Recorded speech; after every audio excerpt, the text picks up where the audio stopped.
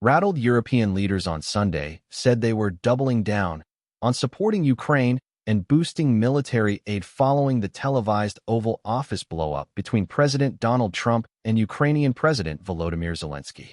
The embattled Zelensky was greeted with cheers outside 10 Downing Street and a warm hug from British Prime Minister Keir Starmer when he arrived late Saturday for an emergency summit of European leaders. The pair embraced again at the start of the session Sunday, which Starmer described as a once-in-a-generation moment for European security, and they sat side by side during the talks.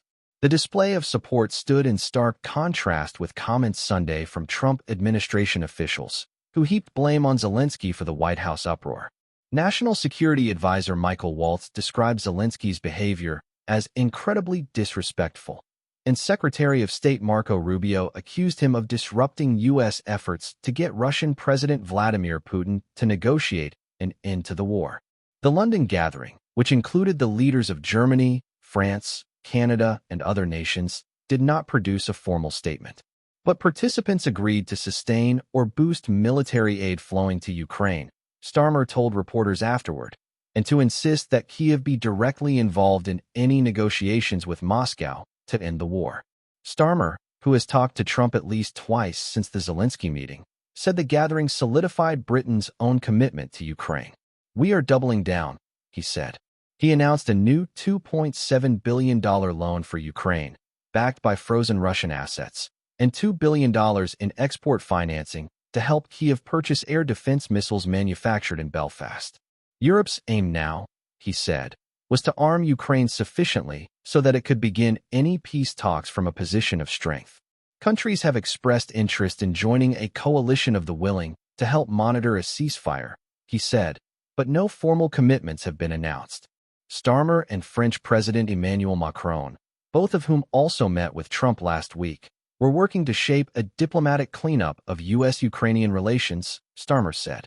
The two, and possibly one or two others, would act as mediators between Washington and Kyiv, seeking a ceasefire plan acceptable to Ukraine and Europe that they could present to Trump. Immediately after the summit, Zelensky flew by helicopter to an audience with King Charles III at Sandringham, the monarch's country retreat. Zelensky, who on Friday left the White House early after the fractious exchange with Trump and Vice President J.D. Vance, said the king's invitation made him very happy. Starmer also extended a royal invitation to Trump and a full-blown state visit at their Thursday meeting at the White House as part of his own attempt to shore up American support for Ukraine. The Prime Minister, asked Sunday whether he trusted Trump, answered yes, saying he believed Trump was sincere in his desire for a lasting peace in Ukraine. But he acknowledged that the Oval Office verbal brawl made him squirm. European Commission President Ursula von der Leyen said Sunday's summit, which was planned before Zelensky's meeting with Trump, was meant to make clear that Europe remained committed to the embattled country. Following the meeting, she told reporters that Europe needed a surge in military spending to rearm itself. Starmer and Macron made clear they would continue their campaign to rescue at least some American backing for Ukraine, even as they confronted growing evidence that Trump's pivot toward Putin could be genuine and lasting, and that Europe would be forced to take on more of Ukraine's, and possibly its own, defense. Beyond the frayed nerves, everybody should return to calm, respect, and recognition, so we can move forward concretely, because what's at stake is too important, Macron told French reporters late Saturday.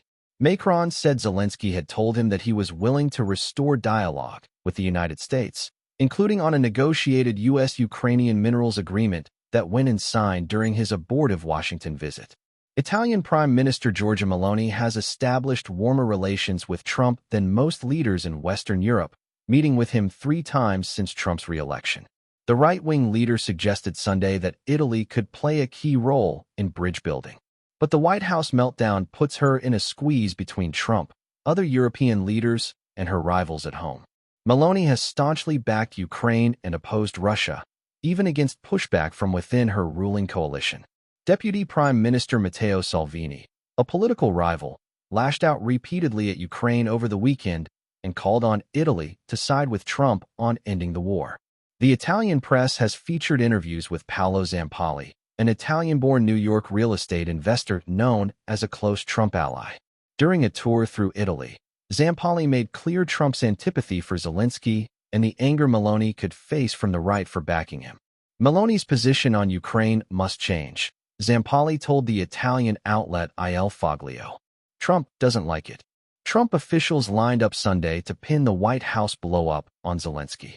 Rubio accused the Ukrainian president of foiling Trump's plans to strike a ceasefire with Russia, claiming Zelensky disrupted American efforts to get Putin to the negotiating table.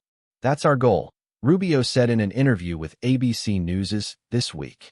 Don't do anything to disrupt that. And that's what Zelensky did, unfortunately. He found every opportunity to try to Ukraine-splain on every issue.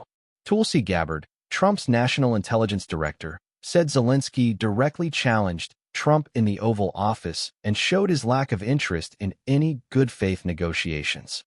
There's going to have to be a rebuilding of any kind of interest in good-faith negotiations before President Trump is going to be willing to re-engage on this, Gabbard told Fox News Sunday. House Speaker Mike Johnson, Republican Louisiana, said Zelensky berated and interrupted his host, instead of expressing gratitude for the extraordinary help that the U.S. has provided his country and that effectively helped him stay alive and in power. Trump, Johnson said, is the only figure on the entire globe who is powerful enough to bring both of these parties to the table, and he was in the process of doing that, and he was very, I think, excited about the deal that was going to be consummated. But President Zelensky went in and blew it up. At least one Republican lawmaker disagreed with that characterization. Senator James Lankford, Republican Oklahoma, who has supported U.S. aid to Ukraine in its battle against Russia, told Meet the Press that Zelensky was rightfully seeking assurances that Washington would provide security if Putin were to violate a peace agreement, as he has done in the past. Senator Bernie Sanders, Independent Vermont, said calls by some Republicans for Zelensky to resign were horrific. Zelensky is leading a country trying to defend democracy against an authoritarian dictator, Putin, who invaded his country, he told NBC. Starmer called the London summit before the White House meeting as a follow-up to two gatherings of European heads of state who have struggled to respond to Trump's upending of long-entrenched security and trade norms. The British leader continued his push to place London at the forefront of Europe's response to the Trump upheavals. Starmer fast-tracked a surge in British defense spending Saturday and pledged troops as a main part of a potential future European security force in Ukraine. On Sunday, he called on other European governments to grow their militaries and to join a coalition of the willing in taking up the slack in Ukraine. NATO Secretary General Mark Rutte expressed optimism that Europe's breach with Trump could be healed. Andrew Ackerman and Ariana Unyum-Cha in Washington, Ellen Francis in Brussels, and Anthony Fiola in Rome contributed to this report.